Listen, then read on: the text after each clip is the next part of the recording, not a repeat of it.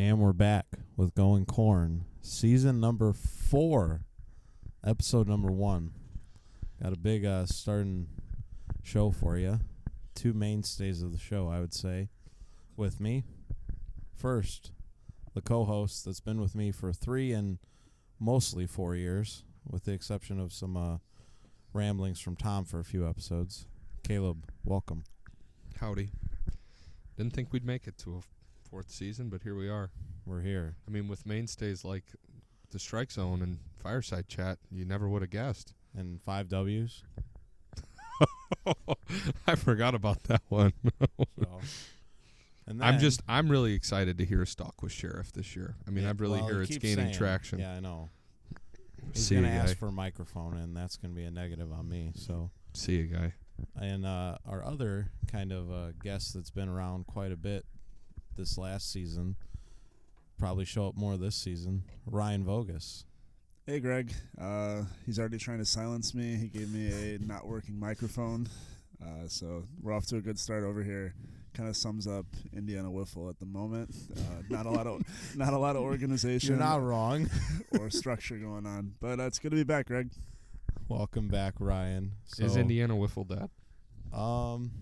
That's a point for later in the podcast, is it not?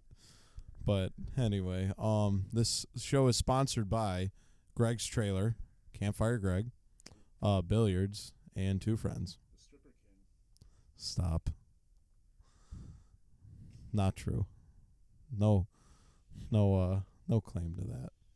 Well, the audio probably didn't pick that up anyway, so there we go. Jeesh. So, see ya. Caleb, thoughts on off-season wiffle? Honestly, it's not even off-season wiffle. It's more off-season reality show. It's hilarious. Burner Nation is alive and well. Oh, my. Did we ever talk about burners on this show? For like a year straight. Did we? Greg wouldn't let us. Oh, that's right. He destroyed burners. Come to find out, you have like 6. Not true. You have at least 6 burners. No. They're all legitimate accounts. Yeah, Greg shut it down last year. Burners were hot. They came on the scene strong. But they've been strong in the offseason, too. February, it's kind of chilled out a little bit, but January was a hot month in the burner scene. Hot. Martha Fine, Wiffle. Who else did we have? Wiffle Sandusky. The rise of the riser. My personal favorite. Yeah, the riser. Riser came on strong. Lots of polls. Whoever invented the riser and runs the riser is just a genius. Just one of the smartest people on earth. So, but yeah, I don't know. It's been it's good. I'm looking forward to March. I have to say, I wish the rest of Burner Nation would have accepted us when it began. I think a lot of people saw Indiana Burners as a foil and something that wouldn't blow up, and then all of a sudden when it got some attention on some podcasts and everyone wanted to jump in the game. Very unoriginal. Yeah, well, burners have been hot. The riser with all of its controversial polls. Who even ended up winning that thing? I don't even know. Well, I think it was the riser. Well, it was that Major League Wiffle guy that won like the player one. But yeah, that was crap. So, but then it was stricken away. I don't know. It was some controversy there, and then I got second. Yeah, because yes, I took second place in the Wifflers of 2019. Dudas, I think, ended up in first. Yeah, it was good. I at least got some credit on one of the national polls since the drop. I can confirm. Well, what's funny to me, first of all, obviously the riser is a more credible news source than the drop. On the riser poll, I think I got bounced by some guy from Shedfield Wiffle. I don't even know. I think I finished like 120th, so that sounds about right. I made 2 top 8 runs in the riser. I got second on player and 8th on team. It's clear who the superior Wiffler is. To me, and the drop is what it is. I think they do a good job of compiling information. To me, it just lost all credibility with Ryan Vogus out and Tom Gannon at 37. So Thoughts on Speak Senior at 63. Well, what is there even to say? I mean, and I guess Connor had a good Moss season too, but they put a guy in there that didn't see innings in the NWLA tournament in the top 10. I mean, I'm sorry, but holy crap, man! Like, what? Yeah, there's a lot of interesting selections in that poll, but I got to give them credit. They put a lot of effort into it, and they got a lot of people talking about wiffle in the off season, which I guess is the goal, to try to keep it at least a little interesting in the down months. So this has probably been the strongest year of just wiffle interest throughout the off season. Yeah, it's been growing. I will give them that. I mean, give them credit for going through. That's a lot of stats work to do, a lot of leg work to go through, but I think it's just a real big bias, and I get it. I mean, it's their list. They can do whatever they want. They know their guys. We think that our Indiana guys are better, but yeah, I mean, it's just the cooks who are behind the drop. They are also, I'll give you a little transition. They are behind something pretty cool that's coming to us, which is a new tournament in Chicago. Okay, yeah. And Caleb's allegedly a part of the committee or something. Yeah, Caleb, you know a little bit more about this, right? I've done absolutely nothing with this tournament. I don't know what's going on. They did release today that they were going to be calling it the Whiffs Championship. The Whiffs Championship. And I messaged in our alleged group chat and told Jimmy Cole, who's also behind it, that I will not play in that tournament if that's what it's called, because that is the lamest East Coast phrase that they call wiffle ball, and I hate it so much. I'm sorry, before I get into that, which I have thoughts on that as well, I just have to say this because it's been bugging me and I've got to get it out so I can let it go. Players that finished more than 15 spots behind Tom Gannon in the drop: Austin Berger, Jeremy Radicek, Kyle Tomlinson, Gus Skibby, Chris Roeder, Aiden Palmer, Brett Detmar, Eric Detmar, and like LaValle was like in the 90s. At least. At least. Like they're whatever. Let's forget that list exists. To put that in reference to the drop, Jeremy Radicek is 15 spots worse than Tom Gannon. Anyway, back to tournament scene. So now, is this national invite thing, is that the same as the Chicago? No. I have no idea what the national invite is. Okay, so the national invite. So this is, I've tried to understand the whole fast plastic. What's the dude's name? Billy Owning? Billy Owens. Billy Omen? Okay, I don't know. Owens. Billy Owens. I've tried to understand this beef. I don't get it for the life of me. I mean, we take wiffle a little seriously. It sounds like Billy Owens is us times 4. So, I mean, think what you want to about that. But basically, a lot of the sympathizers or loyalists to Billy Owens have said, hey, deuces, we're kind of cutting ties with you. And so they're trying to make this big invite tournament to just really anybody to play the cut ball, no base running style. They want to have it in Vegas. They want to have a cash pool of like $10,000 and the entry fee be like $2,000. So wow. So this is separate from the Chicago thing, right? This is separate. Yeah. So this Chicago one is, from my understanding, it's like different more styles. AWAA, isn't it? Well, yeah, but it's not. It's not like a one style fits all. They play like a game medium pitch. You play a game fast pitch. That's an interesting thought. I like that. That could come up because we tried to do that here in Indiana, like have Orbital, Circle City and us all go down there and GBL and play different styles and do that. So I think that's an interesting format for a tournament, like having different styles and see who can kind of adjust to all of them and play well. So that'd be it's a good point. One to see. The Wiffle Classic is dead, right? Shut up. No, it's not. The Wiffle Classic is dead. No, it's not. We are putting that in the grave. No. I will make sure it's in a coffin this year. Shut up. You're all invited to the Indiana Wiffle Classic. It is dead. It's not. And then the NWLA tournament, the big news, obviously, it's coming to Indiana, the hometown. So home state. Indiana's not a town, Greg. Hometown days? Dudas won the bid for NWLA this year, so it's going to be... The real dark horse. If you had to put odds on that, what would you put that at, Ryan? On what? The betting odds for Indiana in Circle City. Since Dudas is pretty much taking over the NWLA, it seems like at least like minus 500. Yeah, it seemed like it was a lock. Caleb had a bid in for Chicago. It was a pretty freaking good bid too, and I was at least plus 10,000. So and we've heard that Will also had a really good bid, but there might have been some collusion going on in the in the very fraudulent committee that is the NWLA that has allegedly folded and reformed. I'm a part of it. Caleb's the head of budgetary funds or something. Again, another chat I've done nothing in. But yeah, so whatever. It's gonna be in Circle City. The fields that we're playing on is TBD. It's changed 5 times. Dudas can't lock down a location yet, I guess. Who knows? We are getting different umpires, so at least we won't get Stanley. Which sucks because I love those. I was one of maybe 2 people that loved the NWA umpires. They were good people. They were good people. There were a few that were just gave me some. They gave me some calls. I'm not gonna lie. I've got. there was a check swing. That check swing was the best no call ever. Safe.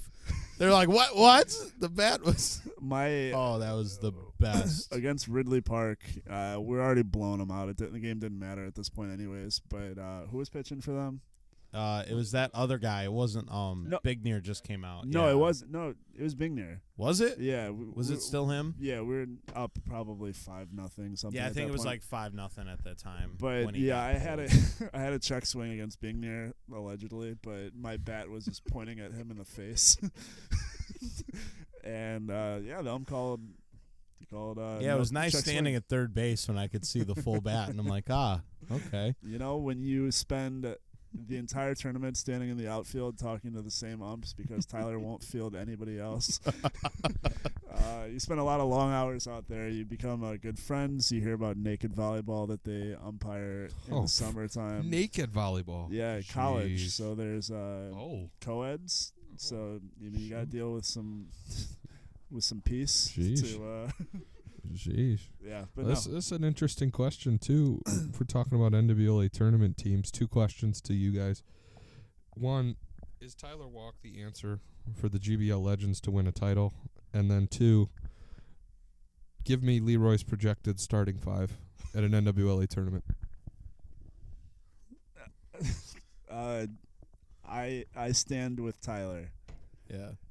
And I also don't think managers really matter. Yeah. They make a couple you calls make the there, decisions, but generally the team as a whole kind of makes the decisions themselves. Everyone kind of knows. If you're a veteran team, you kind of know how everyone looks and how your pitchers are feeling and how your hitters are doing by the important part of the tournament. So it's pretty self-explanatory on what moves you have to make. There's a couple decisions that Tyler could have made different. But at the time you have to go with it. Like Caleb pitching in that Maw game, no one was going to really take him out, but did it probably set him back a little bit for the rest of the tournament? Hitting wise, maybe, but at that time we needed him, so you can't really blame him for deciding either way what he did. I think we lose that Maw game if I come out. That exactly. So there's 2 ways to look at it. So I think Tyler's the answer. I do. I wanted to address it corporately because it's just what circulates when we talk about, you finish second place year to year and, what's the reason why? Well, it's very simple what the reason is. You go in 2017, if Lidster doesn't get hurt, we win that title running away. Absolutely. We could only have those 2 innings from him, and then, his bat was still there, but we had to have extra innings from Jackson with no Eric. This year, the pitching staff was great. We had to play some deep, deep games, and Anthony LaValle threw probably the best game of his life. And Jimmy. Both threw really well. Yeah, it was more LaValle. We couldn't get the momentum going against him. So, I was probably 6 inches away from changing that game, but that's wiffle ball. So it's a game of inches. Leroy starting lineup. My my number one is Jimmy Hay. Okay, he'll be their ace coming in. Based off of what he said on Twitter today, though, I don't think he'll have enough games to qualify for Leroy, since he said he'll play 4 games this year. We said that last year. I offered him my basement, so I'm sure he'll be taking it often. Very true. In the summer. But he might want to play for Circle City this year. He got his jersey stripped away from him at the tournament last year, though. I don't know if you remember that. Oh, yeah. That was a bad look. They were not happy after I ding-donged them that he was wearing their jersey still on our sideline. My James Hayworth NWLA tournament highlight was getting a DM on Twitter at 2 a.m. Hey, you got room on your floor for me? Oh, come on, dude. What's going? No, it's hilarious. Congrats to him and his wedding. But I've got James. I've got sheesh. I just want to say, so we kind of glossed over it, but yes, NWLA is in Indiana this year. So any of you Leroy guys that like want to take part and see what the tournament's actually about, it's a really good time. And Tim claims he's bringing a team. So Vince, Gags, Sheriff, Ian Garvalia, Garrett Lytle. I mean, there's definitely enough talent in Leroy to have a competitive team.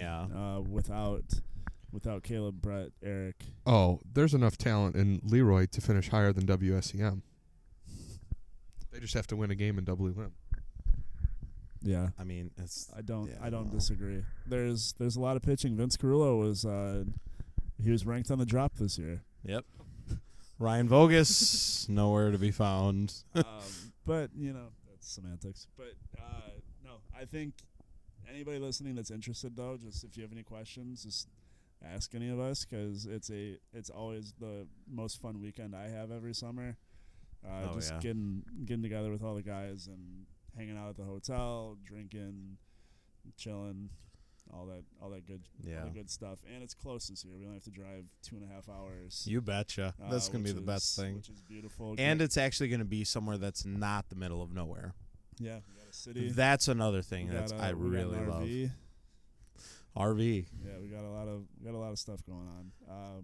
But the Final Four is supposedly at the Dirt Yard, so that's gonna be the cool thing. That's the only thing we know for sure. Yeah, right we now. don't know anything else about the tournament. I just say we need Carl back in the committee. Carl, if you're listening, hey. Get Carl. All right, so that's enough off-season wiffle talk. Let's get to Leroy, what this podcast is supposedly about. Oh. So we had the owners meeting. Not much was accomplished. Not a lot of owners were there. Nothing being accomplished at an owners meeting? Let's see. Never. Quinn, Elijah, Caleb were not there. Ryan Vogus was there. Elijah's not an owner, so. Yes, it was. The bingo was technically a meeting. Yes, exactly. So, that's pretty much just what we did. So we're going to talk about the draft order. We picked schedules too. That's on our My Stats page if you want to go check that out.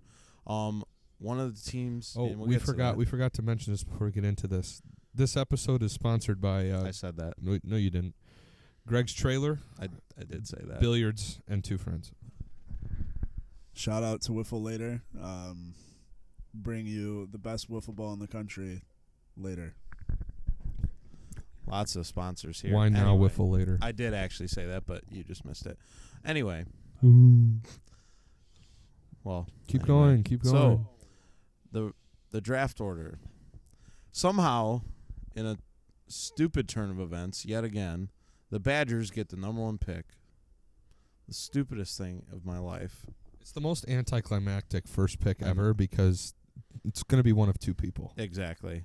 And the person in the room says if they don't draft a certain person, then that'll be the worst decision they've made. I'm really excited for Ryan to be a Flamingo. Absolutely. Flamingos are number 2. Badgers number 1, Flamingos, which is now a.k.a. the Vultures, a.k.a. Quinn. I mean, if you're a Flamingo, you'll probably be sponsored by New Oberfalls. So true. Can't go wrong with that. Flamingos made a run in the Riser. True. Because they don't exist. Not surprising. The Walking Tacos, T-Walks team, new team this year, at number 3. Number 4, here in Narwhals. Yikes. How can this get any worse? The Narwhals get the 4th pick right after the top talent just goes, so that's good. I did. 6 picks better. True. And there was a little collusion. I think there might have been a ball X's all There should have been. Can we get Rob Manfred on the scene? scene? What's going on here? You're worse than the Astros. Just a piece of metal. Anyway, the Riot at number 5, which a.k.a. the Truckers coming back. Oh, no. I mean, I asked this earlier. Is the Riot the lamest wiffle ball name in the history of Leroy? Tim is. I like to think that Tim's a pretty creative guy. Like he made a pretty awesome league, but that is the shittiest name. I would never want to play for the fucking Riot. God, you're so Riot. Lame. It's all right. He'll end up with Camstra. Kyle Gagliardi to the Riot at number 5. Unless he's taken sooner. Anyway, number 6, the Barnstormers. R.I.P. Feldy brothers. Your second place runner-up last year. Rest in peace to second place Gags, hopefully. Number 7, Team Elijah. Elijah's team. Nobody knows the name.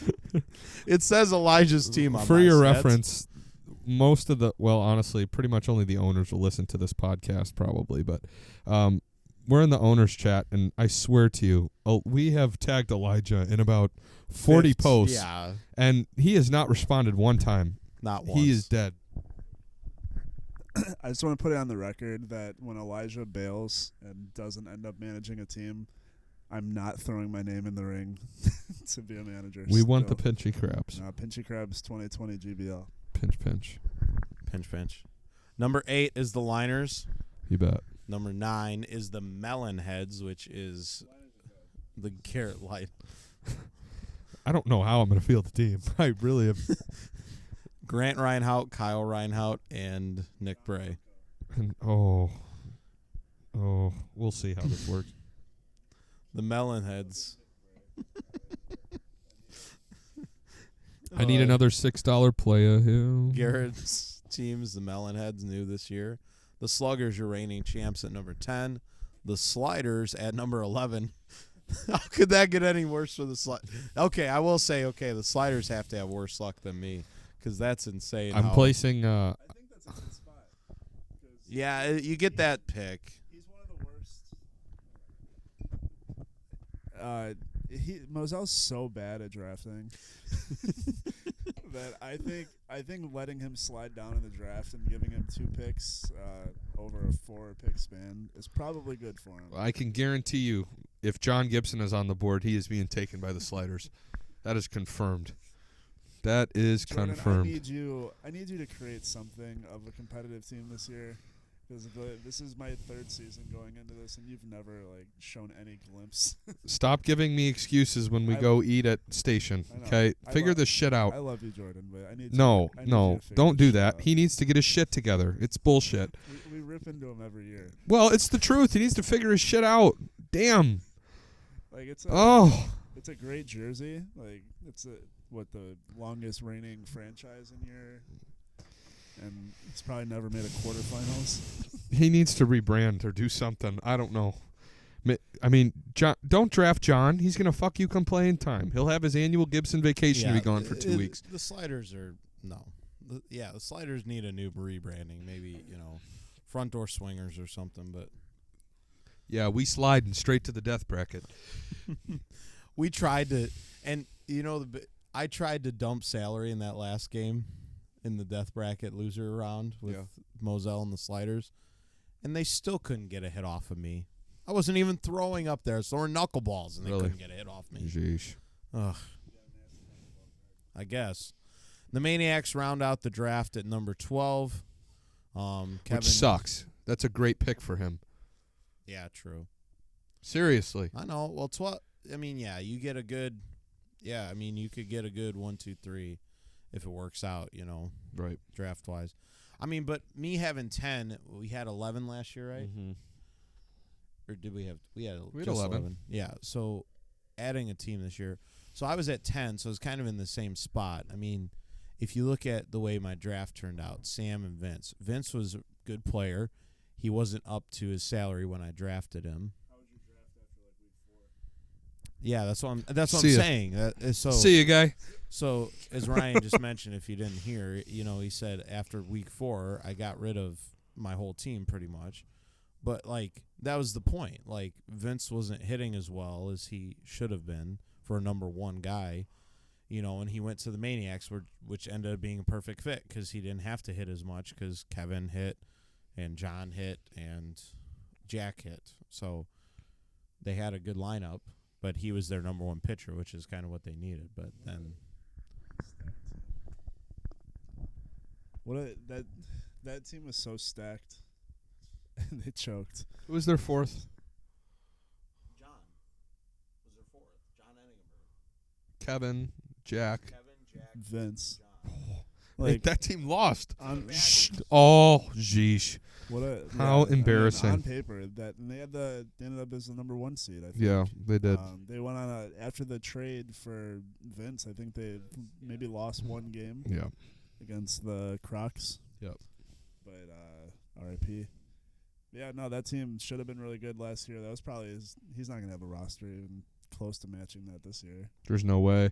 I mean, salary-wise, he could probably swing it, but this will be. Kevin played well last year. He was 40. He was something. He's 40 something, really. I think. Yeah, I haven't looked, but he played well. That's why he only had 1 draft ball. Yeah, I don't know. It'll be tough for him to put something together. How did I get at 8 then? Well, so I should have had half a draft ball. You and him had 1 ball in that bin because he was the second. How is that equal? I'm $30 more than him. Yeah, I know, but still. But how? No. Okay, but how? Explain that to me. Tim broke it up into. Don't fuck. Is that Milich? No, explain that to me. How I'm $30 more and they don't have 2 or 3 balls over me. Because Tim broke it up by like the top 2. The top 3 got 1. The next 3 got 2. Okay. The next so 3. add 2, 3, and 4 together, salary, and they're still not equaling mine. So how the fuck do I get 1 ball? You got 8. I don't know, bro. I don't make this stuff up. We just pull the balls. Obviously. Blame Sam or Ryan. One of them pulled it. I don't know who. No, I don't blame Ryan. Exactly. So that's your draft. So who's kind of set up, do you think, for a good draft? Let's do this first. Okay. No draft predictions, nothing. No. Knowing owners and knowing what the league's going to look like this year, who's your death bracket and who's your championship? I'd say death bracket for me has to be like the Flamingos, Tacos, Elijah, and probably me, just based on previous years. I'm always a real person when it comes to my team. I've never, unless I draft really well and I play, better than I have been the last couple of years. If I get back to that $22, $23 salary I was when I was on the ovens, then that's. But I just want to say, don't sleep on the tacos. T-Walk's been putting in work with me recently. True. It's down about 20, 25 lbs. Big ups. Yeah. So shout out T-Walk. Hopefully he keeps grinding. But yeah, tacos might make some noise this year. I'm sure he'll be fine. I just think he's got a salary in the teens. I think he's like $18 or something. So first year owners, especially when you have to be an owner of a team, and trying to be the leader of a team, I think, that kind of hurt me too.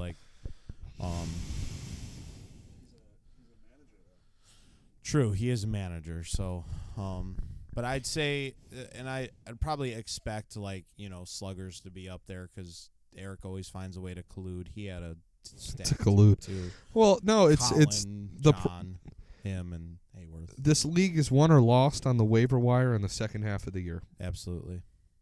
So if you as an owner are not intentional about figuring out who the hell you want and being strategic in how you can get them, you're going to lose. So to me, it's a very simple. It's the owners that pay attention aren't going to be in the death bracket. Yeah. I mean, outside of, if you play better, you'll be there too. You just had a really bad draft and made just bad decisions in terms of the year. Well, but if you looked at second half of the year, I was fine. But then it was Chris Steele moved like right after I picked him up. Like he made that decision like pretty much the week I picked him up. And then I got some stability with Tony Lucido finally, and then Zach just didn't hit as well as he should have, and right. That's why I was 0-8 or 0-10, and I ended up with 7-8 wins. So what do we think Garrett's commitment is this year? He pretty much ran the Flaming, whatever you want to say, Vultures last year. Yeah, so. he was there a lot. I just feel like he didn't pretty much run the Vultures. He ran the Vultures. I just didn't know what his availability would be, because Leroy's age bracket is kind of getting a little bit to the points where people are going to start, either they're going to stay committed, or some people are starting to get a little older, getting some actual real professional jobs. Yeah. It's going to take them away from the league a little like bit. Brett. Yep. So is this the first year Brett hasn't been an owner? Yep. So, yeah, I'm going to start seeing some changes in Leroy a little bit this year. So, should be interesting. Well, and that kind of ties into the interesting question that I wanted to talk about a little bit is, this is probably the first year where, after the draft usually it gets excited, but I look at, some key people in the league. I mean, Brett's taking a step back. I mean, Matt's taking a complete step back. I'd be shocked if he plays 15 games this year. Yeah. Your your guys that you look at and you say, okay, these are the guys that are going to be, the consistent faces, taking steps back, like you said. So I think it's interesting. 2020 is going to be a pivotal year for us, I think. I've told Tim this.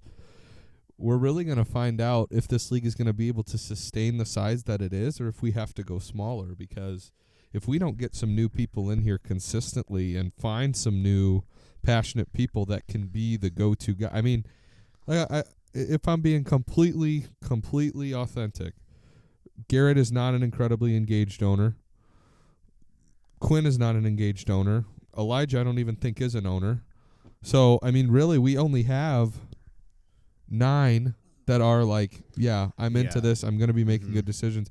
And you need owners to be able to have this be and to get new people in. So we have to see who comes to the forefront. And for those who listen to this, I think this is a PSA coming from me. I mean, me, Greg, Ryan, and Tim really, have done a lot with it and are at this point really invested in it. If you want to take a bigger step, there is room to be able to move into a leadership position within Leroy this year. I mean, there's really only a core, well, Sam too, but there's really only a core group of people that have stayed around, and there's opportunity for you to do more.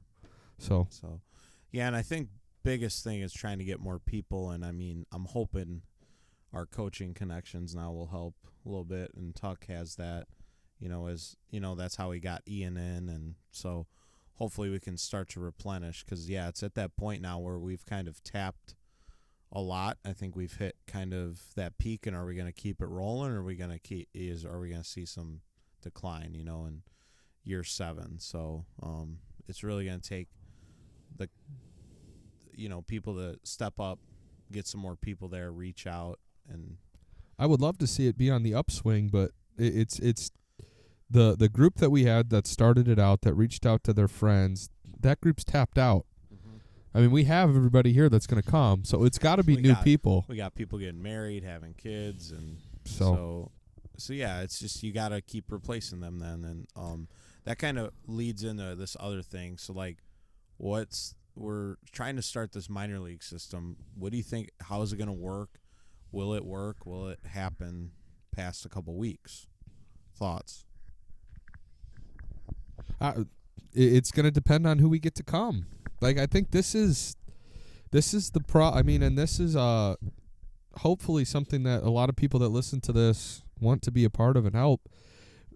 Tim and I, from the perspective of organizing the league, and Tim will get into it here soon, I'm pretty sure. But we have a good grasp on running it, but it's never really been our thing from like a recruitment, getting people in type of deal. We've always had people come along and word of mouth. Like we said, those circles are pretty much dried up. We've gotten everyone here that we wanted to. We had over 80 people play last year. So it's going to be some of these new people coming in, reaching out, and having more people come. So I think that minor league system's a great concept. I think the feasibility of it depends on the owners that are new, or even some of those, Couts guys. Or I look at a guy like Vince, I look at a guy like James. Who can you bring with, and do you want to be able to step into a bigger role? I mean, what do you think, Ray? I'm skeptical about it. I think the idea of it is good. I just don't know how many people realistically that are a part of the league already want to be a part of a minor league team. Like, I don't know if I want to come. You would have to just really love playing wiffle ball and not be competitive at all to come play for the minor league teams. But I do think it's a good thing if Tuck can get Couch guys to come out. I do think that's a good way to infuse new talent into Leroy. And then some guys that maybe get screwed over on Kermit rosters like last year, like free T-Walk or different scenarios like that, where guys don't get used for a couple weeks. Yeah, it's a good way to get people out there to be able to at least play and expand your rosters. It gives the owners more flexibility with availability and all that kind of deal. So I do think there's a lot of positives to it, but yeah, it does depend on the managers working together to see who's actually going to be committed to making this thing work, because you're going to have to put in the effort to make it get off the ground. It's not going to be something that's just going to materialize and work on its own. So I don't know. I think it's a good idea, and I think it's good. It's a good way to evolve the league still, because you've talked about it before, you can't just keep doing the same thing over and over again and expect the league to continue to thrive. GBL, we experienced that too. We probably got a year or two left in GBL before we fold. So just doing things to evolve it, to get it to stay alive is kind of just the goal. Yep. So. Yeah, I agree with all that. We've always taken chances with stuff, from moving from 8 teams to 11, or, we've made a lot of jumps in the past years, and it's always worked out for Tim. So, he's trusting that it's going to happen again, and I don't want this to be understated, and I hope the people that listen hear this and want to do something with it. It is a good concept, and it can be really productive, especially for people that haven't experienced Leroy, but it solely relies on getting new people. Yes. It's not I think Ryan hit point on the head. Let's say Kyle Reinhardt, for example, or somebody that's been in the league 6 years. They're not going to want to go play in the damn minor league. True. I mean, they know what it's like to be a part of it. But for someone who's brand new, and admittedly, nice, if you're part of the Liners first week, okay, I'm sorry, I apologize. But any of these teams, right? If you got a team in the playoff hunt, if you got a team that's wanting to move this direction, if you got a rivalry week, for someone that's new to wiffle ball or new to Leroy, that can be really overwhelming. So the premise of it is good, but we need help recruiting new people to come, major new people. Yeah. Kevin Corker and Josh Viss. Yeah. Welcome to Leroy. We go into the question bag. Yeah, let's just skip to the question bag. I think we've talked plenty about that. So, looking forward to that season. Get some people. Well, is it becoming more or less competitive? Is the league? I think I'd say it's still more competitive. I think the balance is still spread out, but you're still going to have those bottom teams, right? It's still going to keep happening. It's just a matter of who's going to get those complementary pieces to move up, who's going to make the right decisions late in the year. Like the Truckers a couple years ago were in the death bracket, but they went out of there, because they had a good, solid team. At the end of the year, they made the right moves, got Ryan and Kyle, and moved out, and Kaz, and, so I think it's, competitive still. I don't think it's less competitive. I think the league, I think people have figured out how to win, which is interesting. I think there was a 2-year period, I would say 2017, 2018, when people were still trying to figure out, okay, how do I build a winner? It's clear. And what was funny was hitting was still like the thought or sought after thing, but then for that 2-year period, everything became about pitching. And granted, you still have to have good pitching to win, but in a lot of ways now, everybody's learned how to pitch one way or another. I mean, if you're a bad pitcher, you're going to get exposed in our league. I mean, and you see that numbers from terms of league stats every single year. The league batting average the past 7 years has dropped 30, 40 points. And you look at ERA across the board, I think it was around like 530 this year, 540, which year one it was around 11. So pitching's gotten better, hitting's decreased, but in a lot of ways too now, that puts an emphasis on the really good hitters, right? Because honestly, come playoff time, I remember, this year with the playoff series in the semifinals, I could at least count on 7 to 8 slow pitch counts a game. In that entire series, I think I got 3 or 4. And that was from all 4 players. So I think the league is becoming more competitive. Well, I think there are more players that are better as a whole in the league. I don't think the competitiveness from 12 to 1 is where I wish it was at. I think the good teams get good players that are really competitive, and you get really competitive final round playoff games. I would like to see 1 through 12 be a little bit more competitive. I don't like having games on the schedule that I circle and know that I'm going to hit 20 homers. I don't like that. I think that shouldn't be the case. Yeah, I think you nailed it. I was going to say, I think the talent level of the league has drastically increased. Because everyone's gotten better. I don't think the competition's really changed at all. It's just everyone, the same like core of people have all continually progressed, and it's all on management for why the competitiveness hasn't happened. The bad managers are making bad moves, and they're gonna sit at the bottom. They're gonna sit at the bottom of the standings every year because they're making terrible moves that aren't helping their team. While you get Eric or the Maniacs or all these other teams that are getting stacked talent that like half of those rosters should be on the big unit bashers and all those teams. Like, yeah, there's no reason the Sluggers should have 4 $40 players. Well, or guys that have the talent to be that. Yeah. Well, see, that's the thing. And, yeah, that's how, like, the flux salary can be, like, kind of a bad thing. We know Colin and John are not $20 and $25 players. Yeah, but that's smart. I mean, yeah, it's working the system a little bit, but, like, I think that's a rare managers. case. Well, yeah. You got to think, like, I've never been a part of your, like, manager chat and how the waiver wire works, but just, like, if you're going to be a good manager, don't pass up on fucking John Enningberg or whoever it was that just goes past 11. Like, I know Moselle passed on like 3 different guys. Well, he passed on Vince, which was I don't know why he did that, but just like it's just he was waiting for John and he was waiting for Robbie, and so I mean, but if you look at me, like, would you go into after the draft last year? Everyone said I had a good draft or pretty good draft, and then you gave up on your team. Because of some advice I got from another owner who's been a championship winner in this league. So that's my thing. And I would still have given you that advice because it didn't matter if you guys held teams to 2 runs, you weren't scoring at all. Yeah. And you got scoring and you won some games. Now, granted, yes, I mean, my approach to winning is going to look a lot different than yours. But Ryan hit on a point that I'm so thankful he said, because this is exactly where I was going to go with it.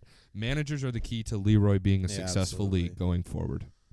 I'm sorry, but if we're going to go with 12, and I get why Tim did what he did, you want to have guys that are interested in doing it, but we need people in this league that like the league, that are intelligent and that are engaged to be able to be a part of it, because it is bad for the...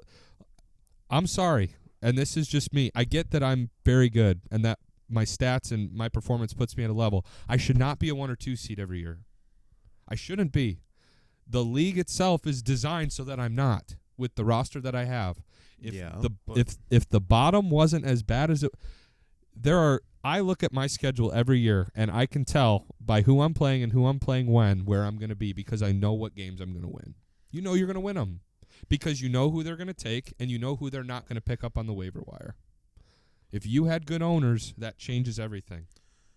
I totally agree that the owners make it that it needs to be balanced and competitive. The owners need to make better decisions and not be just kind of like stuck in, like I'm going to take this same player, kind of like Jordan has done over the past few years.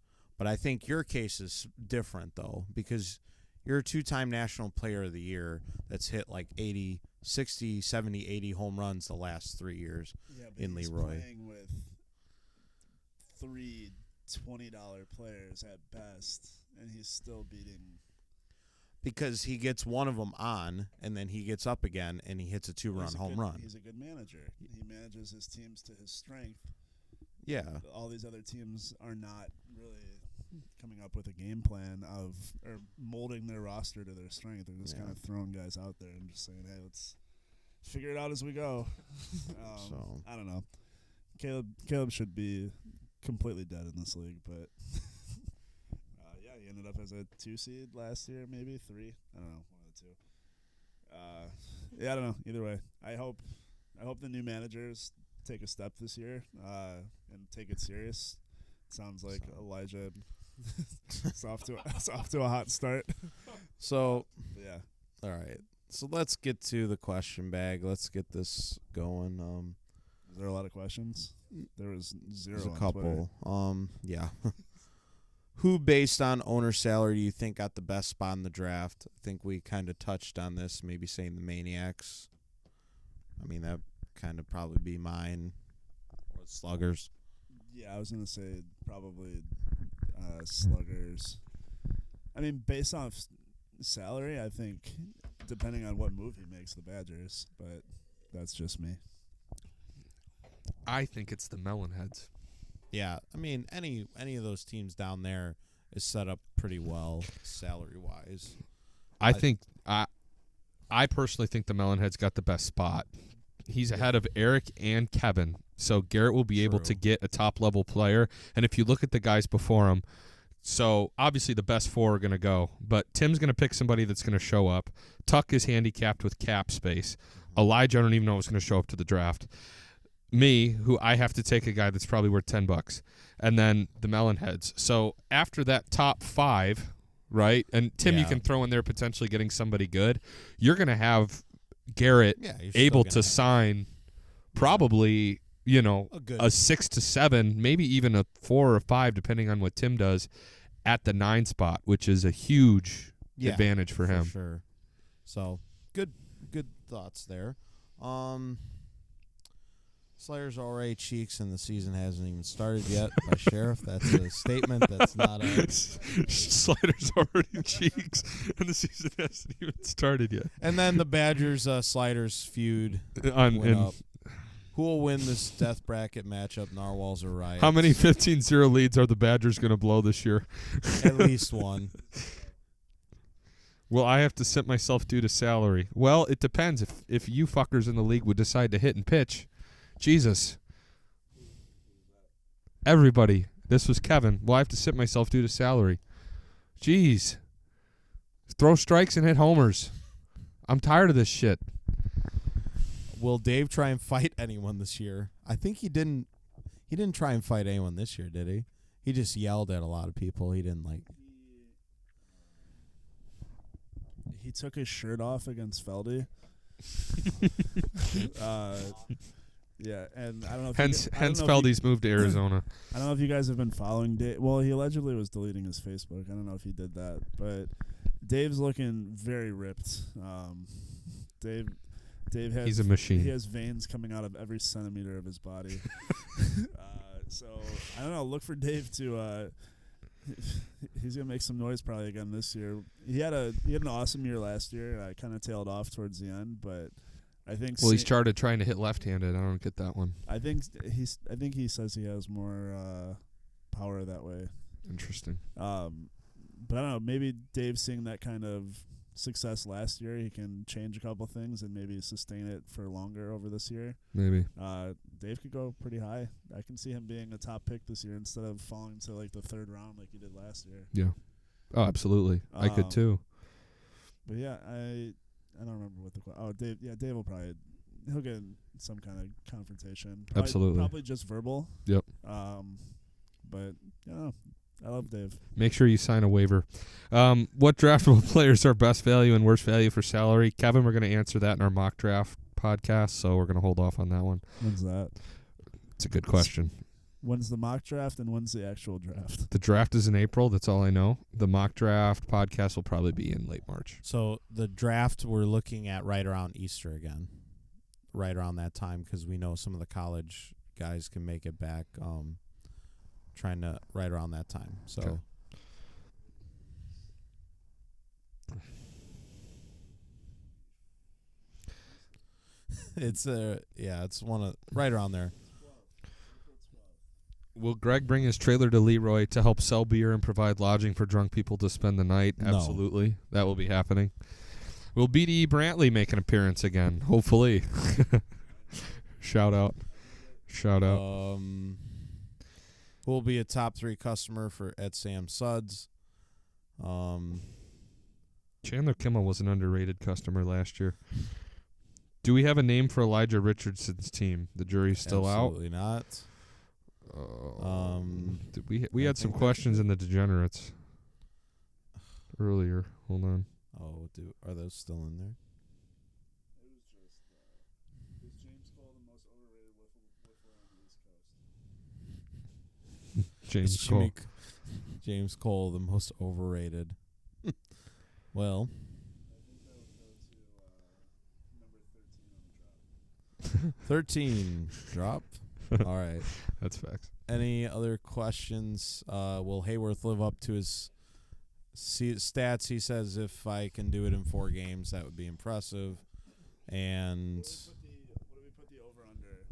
What's the over-under on Hayworth games, seeing as he has to drive 3 hours to play in Leroy?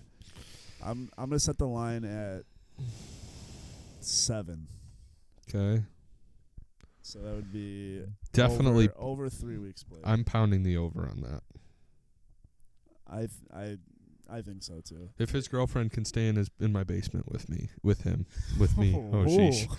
That didn't come out right. Stay in my basement with him. Oh yeah, she'll probably play this year.